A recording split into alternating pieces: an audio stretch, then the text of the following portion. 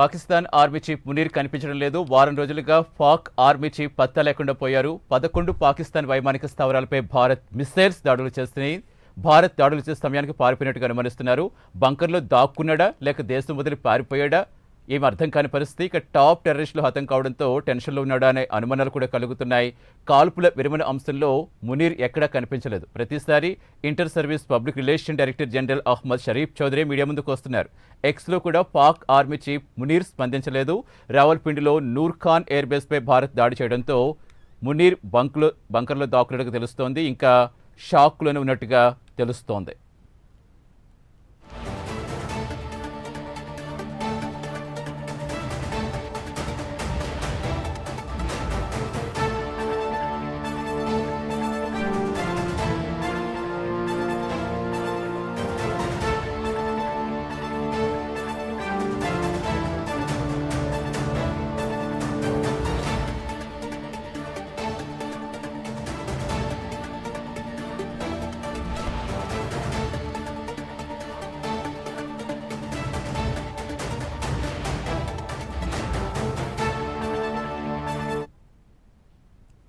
Pak army chief Munir ఎక్కడ? ఇప్పుడు ప్రస్తుతం ఇదే ప్రశ్న అందరికీ అనుమానాస్పదంగా మారుతోంది. పూర్తి సమాచారం ఇచ్చేందుకు మా అసోసియేట్ ఎడిటర్ రాజు జాయిన్ అవుతున్నారు. రాజు, ఏంటి అసలు దేశానికి రక్షణ కల్పించాల్సిన అటు ప్రధాని బంకర్లో దాక్కుంటాడు, అటు ఆర్మీ చీఫ్ ఎక్కడున్నాడో తెలియదు. అసలు ఏం జరిగింది అనుకోవాలి?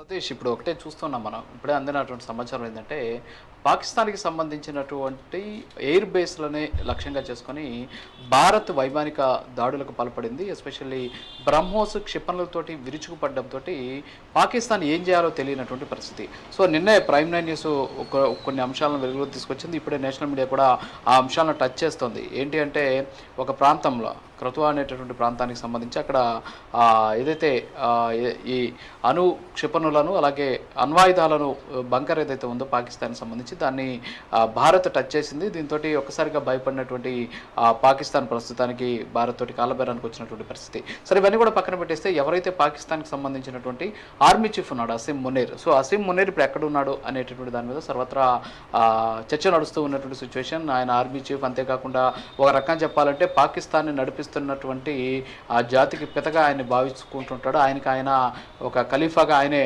ప్రకటించినటువంటి సిచ్యువేషన్.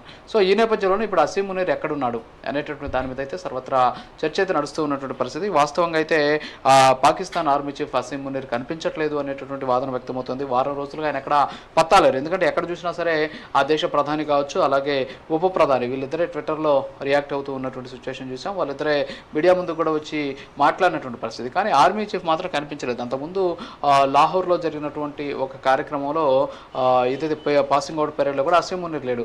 ఏఐతో క్రియేట్ చేసిన ఒక ఫోటోని తీసుకొచ్చి ఒక చైర్లో కూర్చోబెట్టి ఇతనే అసీం మునీర్ అని చెప్పేటటువంటి ప్రయత్నం కూడా చేసింది. సో దాన్ని అందరూ కూడా చూసినటువంటి పరిస్థితి. అయితే అప్పటి నుంచి కూడా అసీం మునీర్ కనిపించడం లేదు. అయితే భారత్ ఏం చేసిందంటే ఈ 10వ తేదీన 11 వరకు కూడా పాకిస్తాన్ వైమానిక స్థావరాల మీద దాడి చేసింది. సో ఈ వైమానిక స్థావరాల మీద దాడి చేసినటువంటి ఆ నేపథ్యంలో భారత్ దాడులు చేసేటువంటి సమయానికి, అంటే ఇప్పుడు మనకు అందుతూ ఉన్నటువంటి సమాచారం మేరకు దాదాపు 20 నుంచి 30% వరకు కూడా ఈ ఎయిర్ బేస్కి సంబంధించిన ఇన్ఫ్రాస్ట్రక్చర్ అంతా కూడా నాశనం అయింది పాకిస్తాన్కి సంబంధించి.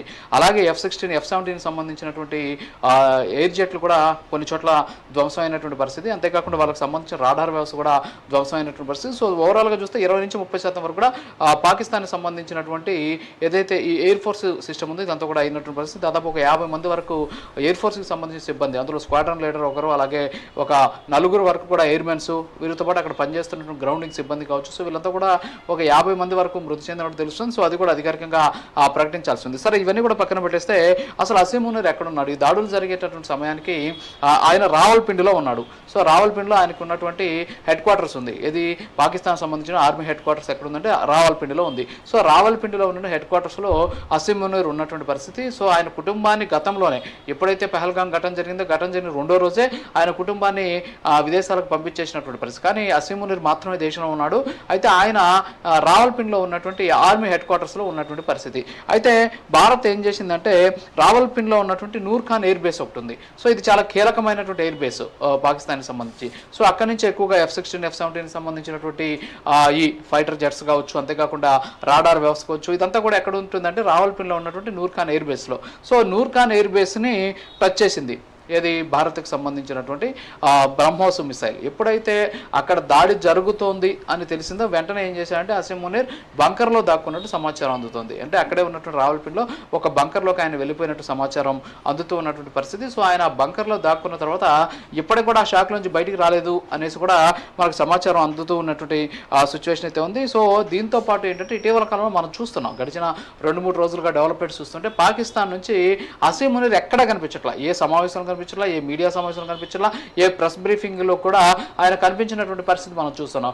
ఎప్పుడు చూసినా సరే పాకిస్తాన్ ప్రధానమంత్రి 1-2 సార్లు వచ్చారు. ఆయన ఒకసారి వచ్చి మేము గెలిచామని చెప్పేసి ఏదో అర్ధరాత్రి వచ్చేసి ఒక ప్రెస్ మీట్ పెట్టాడు, అది కూడా రికార్డింగ్ అని చెప్తూ ఉన్నారు. సరే ఆయన పక్కన పెడితే అసలు అసీం మునీర్ కనిపించిన పరిస్థితి.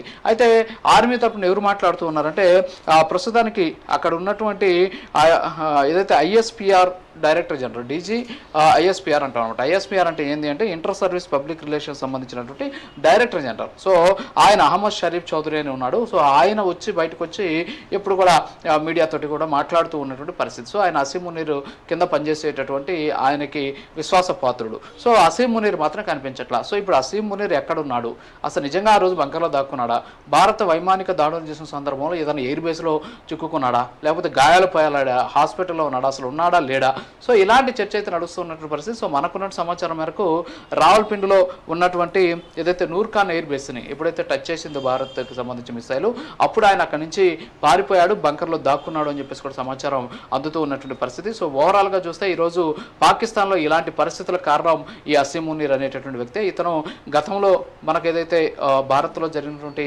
అనేక దాడులు చేసినప్పుడు కూడా ఈయన ఐఎస్ఐకి సంబంధించినటువంటి చీఫ్గా కూడా పనిచేసినటువంటి పరిస్థితి. పహల్గామ్కి ముందు దాడి జరిగినటువంటి ఏదైతే పుల్వామా దాడి అటాక్ జరిగిందో, సో పుల్వామా అటాక్ జరిగినటువంటి అప్పుడు కూడా ఇతను ఐఎస్ఐకి సంబంధించినటువంటి చీఫ్గా పనిచేస్తూ ఉన్నటువంటి సిచ్యువేషన్ ఉంది. సో ఇలాంటి వ్యక్తినే ఏరుకోరి ప్రధాని షాబాజ్ షరీఫ్ తీసుకొచ్చి ప్రస్తుతానికి ఆర్మీ చీఫ్గా కూడా నియమించినటువంటి పరిస్థితి. ఎప్పుడైతే ఇతను ఆర్మీ చీఫ్గా నియమించడం కూడా అక్కడ నిబంధనలన్నీ కూడా ఉల్లంఘించి ఆయన్ని ఆర్మీ చీఫ్ని చేశారు. ఎందుకంటే 3 ముందున్నారు, అంతేకాకుండా లెఫ్టినెంట్ జనరల్గా పనిచేసి 4 ఏళ్ళు పదవీకాలం పూర్తయి ఉండాలి.